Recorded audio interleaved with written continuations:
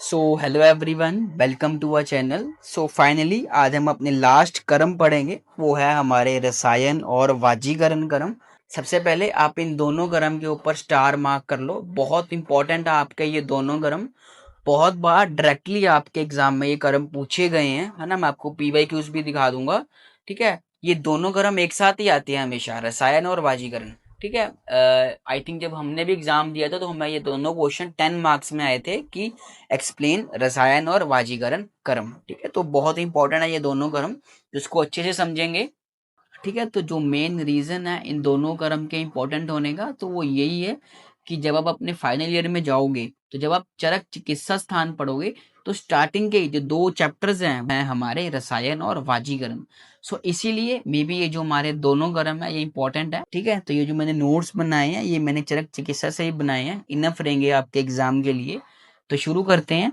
सबसे पहले हम रसायन को रिजुविनेटर्स और इम्यूनो बूस्टर्स भी कहते हैं। इसकी डेफिनेशन क्या है कि जो द्रव्य रस, अग्नि तथा स्रोतों के स्तर पर कार्य करता हुआ शरीर का पोषण करता है तो उसे हम रसायन कर्म कहते हैं, ठीक है।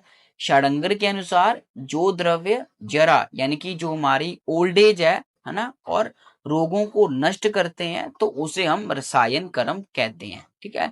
तो आचार्य षडंगर के अनुसार क्या है कि जो हमारी ओल्ड एज को डिले कर दे तथा हमें सभी रोगों को नष्ट कर दे या फिर हमें सभी रोगों से बचाए, तो वो है हमारे रसायन कर्म। उसके बाद क्या बताया हमारे आचार्य चरक और वाग्भट ने, तो रस आदि धातुओं को प्राप्त करने का जो उपाय हो तो वो हमारा रसायन कर्म कहलाता है, ठीक है।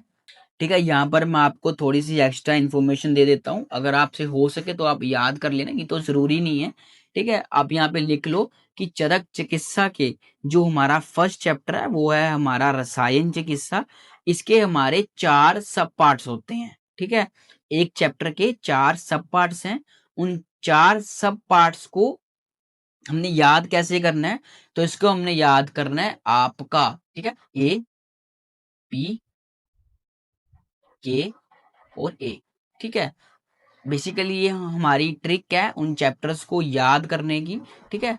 तो इस ट्रिक में सबसे पहले ए है, इसका अर्थ क्या है, तो जो हमारा फर्स्ट चैप्टर होगा वो होगा हमारा अभ्य आमल की है, यानी कि उस चैप्टर में हमारे आचार्य चरक ने हरितकी और आमले का वर्णन किया है।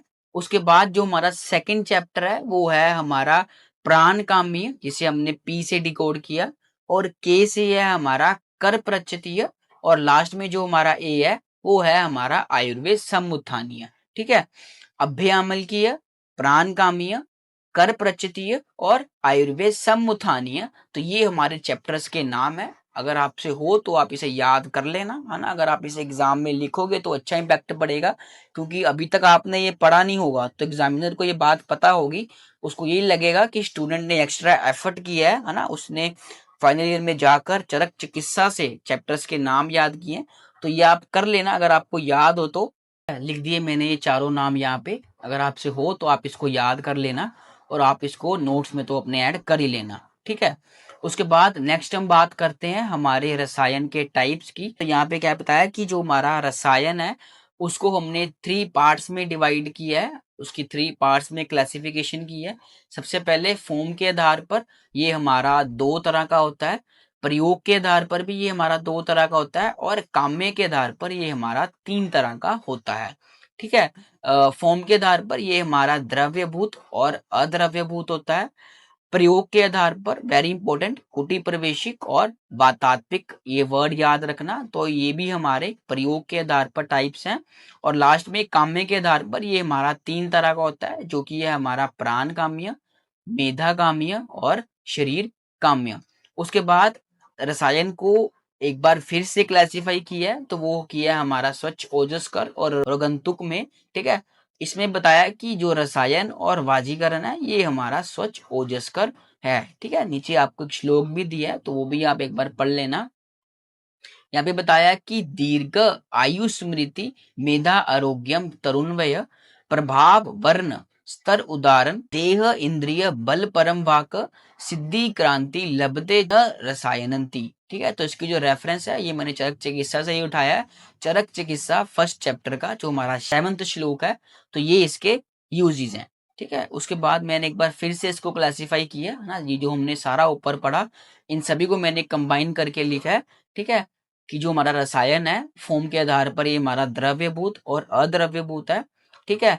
यूजेस के आधार पर ये हमारा कुटी प्रवेशिक और वातात्मिक है, और स्कोप के आधार पर ये हमारा काम्य और नैमित्तिक है, और लास्ट में ये हमारा ओजस्कर है, ठीक है। यहाँ भी मैं आपको थोड़ा एक्स्ट्रा बता देता हूँ, यहाँ भी आप थोड़ा सा लिख लो एक बार कि जो हमारे द्रव्यभूत जो हमारे रसायन है इसमें हम बेसिकली जो हमारा आहार है और औषध है इसको हम यूज करते हैं। वहीं जो हमारा अद्रव्यभूत है इसमें हम जो हमारा अचार रसायन है उसको उसको यूज करते हैं, ठीक है। उसके बाद यहाँ पे जो लिखा है प्राण काम्य, मेधा काम्य और शरीर काम्य, इसकी भी आप एग्जाम्पल लिख लो एक बार कि जो हमारा प्राण काम्य है इसमें हम आमल की, हरितकी और च्यवनप्राश को यूज करते हैं। मेधा में हम ब्राह्मी, यष्टि मधु, शंख पुष्पी और मंडूक पर्णी को यूज करते हैं। और लास्ट में जो हमारा श्री काम्य, ठीक है, यहाँ पे शरीर लिखा है, यहाँ पे शरीर नहीं आएगा, ठीक है। तो यहाँ पर मैंने सारा कुछ ऐड कर दिया, ये भी आप एक बार अपने नोट्स में ऐड कर लेना। उसके बाद नेक्स्ट क्या बताया कि जो हमारा श्रेष्ठ रसायन है वो क्या है, तो वो है हमारा अमृता, गुगुल, हरितकी, आमल की, शिलाजीत, त्रिफला और भल्लातक एंड विडंग, तो ये हमारे श्रेष्ठ रसायन माने गए हैं, ठीक है। उसके बाद इसकी क्लिनिकल एप्लीकेशन क्या है कि ये हमारे मेंटेन करते हैं फिजिकल एज वेल एज हमारे मेंटल वेलबींग को। उसके बाद आपको रसायन का प्रयोजन बताया गया है, तो जो हमारा आयुर्वेद का प्रयोजन है वही सेम हमारा रसायन का प्रयोजन भी है, जो कि है हमारा प्रयोजन चास्य स्वस्थस्य स्वास्थ्य रक्षणम आतुरस्य विकार प्रशमनम च। उसके बाद आपको बताया कि रसायन द्रव्यों का आम्यक प्रयोग क्या है, तो ये हमारा क्षय रोग, दौर्बल्य और मानसिक रोगों में इसके जो हमारे अच्छे इफेक्ट हैं हमारे रसायन द्रव्यों के वो हमें देखने को मिलते हैं, ठीक है। लास्ट में आपको बेनिफिट्स ऑफ रसायन बताया गया है, तो ये हमारे प्रिवेंट करते हैं greying of hair and hair fall को, ये हमारे मेंटेन करते हैं हमारी आईसाइट को, और ये हमारा वाइगर और मोटिलिटी के केस में भी हम यूज करते हैं, और ये हमारा प्रिवेंट करते हैं जितने भी हमारे एजिंग और हमारे जितने भी जो डिजीजेज होते हैं उनसे भी हमें ये प्रिवेंट करते हैं, ठीक है। तो ये था हमारा रसायन क्रम। आई होप आपको ये क्रम अच्छे से समझ आया होगा, सबको जो इम्पोर्टेंट था वो मैंने ऐड कर दिया है, इसको आप अपने नोट्स में भी ऐड कर लेना। उसके बाद नेक्स्ट जो हमारा क्रम है वो है हमारा वाजीकरण क्रम, जिसे हम एफ्रोडिएसिक भी बोलते हैं, ठीक है। इसके ऊपर भी स्टार मार्क कर लो, ये भी काफी इंपॉर्टेंट क्रम है, ये भी आपके एग्जाम में पूछा जाएगा। सबसे पहले इसका श्लोक क्या है, तो वो है यस्याद द्रव्याद भवे स्त्रीषु हर्षणे वाजीकरणम च तत् यथा नाग बलाद्या स्युरबीजम च कपि कच्छुकम, ठीक है। तो यहाँ पे बताया कि जिस द्रव्य के सेवन से स्त्री के सहवास में अधिक हर्ष या फिर उत्साह की प्रतीति हो या फिर प्राप्ति हो उसे हम वाजीकरण क्रम के द्रव्य कहते हैं, ठीक है। आचार्य चरक ने क्या बताया है, चरक संहिता में उन्होंने बताया कि जिस आहार, औषध या विहार द्वारा मनुष्य में घोड़े के समान मैथुन करने का सामर्थ्य उत्पन्न हो व जिसके द्वारा वह अधिक बार मैथुन कर सके उस औषध या क्रिया को हम वाजीकरण कहते हैं, ठीक है। बेसिकली ये जो हमारे वाजीकरण के द्रव्य हैं ये हमारी सेक्सुअल एक्टिविटीज को बढ़ाने वाले होते हैं, उनको इंक्रीज करने वाले होते हैं।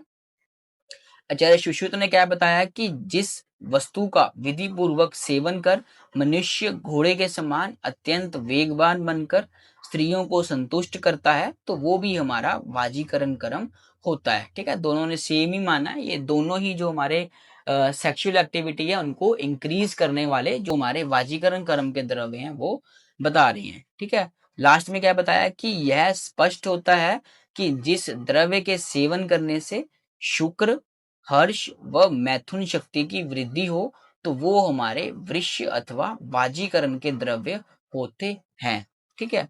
उसके बाद वाजीकरण द्रव्य का क्लासिफिकेशन कैसे किया है, तो इसे हमने क्लासिफाई किया है शुक्रकल, जिसे हम शुक्र जनन भी कहते हैं। इसके एग्जाम्पल है हमारी शतावरी, कपि कच्छू और अश्वगंधा। सेकंड है हमारी शुक्र रेचन, जिसे हम शुक्र प्रवर्तन भी बोलते हैं, तो उस कंडीशन में हम स्त्री स्पर्श और कस्तीर का प्रयोग करते हैं। थर्ड है हमारा शुक्र स्तुति वृद्धिकर, इसमें हम दूध या फिर उड़द का प्रयोग करते हैं।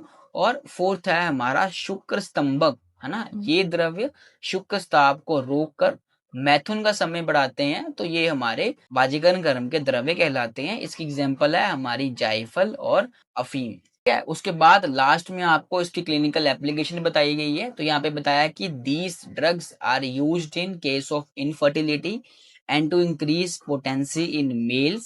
These drugs are special category of rasayan which improves the reproductive system and enhances the sexual function या फिर sexual performance।